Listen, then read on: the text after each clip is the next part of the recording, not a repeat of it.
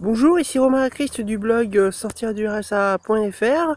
Aujourd'hui, nous allons parler de l'épargne de précaution, mais avant, je vous rappelle que vous pouvez recevoir gratuitement ma sélection de livres sur l'indépendance financière en cliquant sur le bandeau qui apparaît sur cette vidéo. Donc comme je vous le disais, aujourd'hui je vais vous parler de l'épargne de précaution. Alors qu'est-ce que l'épargne de précaution? L'épargne de précaution en fait c'est une somme d'argent que vous bloquez en fait chaque mois sur un livret A, par exemple un livret d'épargne, et qui vous servira lorsque en fait vous avez un coup dur, et des coups durs il peut y en avoir, comme par exemple la réparation d'une voiture, le remplacement d'un appareil électroménager qui casse sans prévenir, ou qui tombe en panne sans prévenir, l'achat d'un nouvel ordinateur par exemple si vous travaillez sur ordinateur, ou d'autres, hein, il y a plein de possibilités de se servir de cette épargne de précaution. Hein, donc cette épargne de précaution en fait donc va vous servir en fait de matelas financier, donc pour éviter tout simplement de vous asphyxier financièrement pendant un mois parce que vous êtes obligé de racheter ces choses-là d'un seul coup. Donc en ayant cette épargne de précaution, et bien en fait vous évitez de vous asphyxier financièrement tout simplement. Alors comment créer cette épargne de précaution? Et en fait le plus simple c'est de prélever en fait chaque mois, en tout début de mois, lorsque vous recevez votre salaire ou la somme d'argent, vos aides sociales par exemple.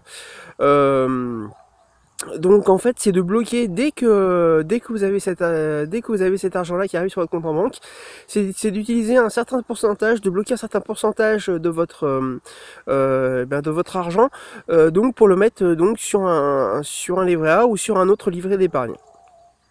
Alors l'idéal au niveau du pourcentage, c'est d'avoir pardon, c'est d'avoir au moins 10% de cette somme que vous bloquez. Ou alors, si effectivement pour vous 10% c'est difficile au début de commencer avec ce pourcentage-là, c'est de commencer donc plus petit, par exemple 5%, et d'augmenter petit à petit pour arriver jusqu'à 10% au fur et à mesure que vous arrivez à, à cet objectif-là.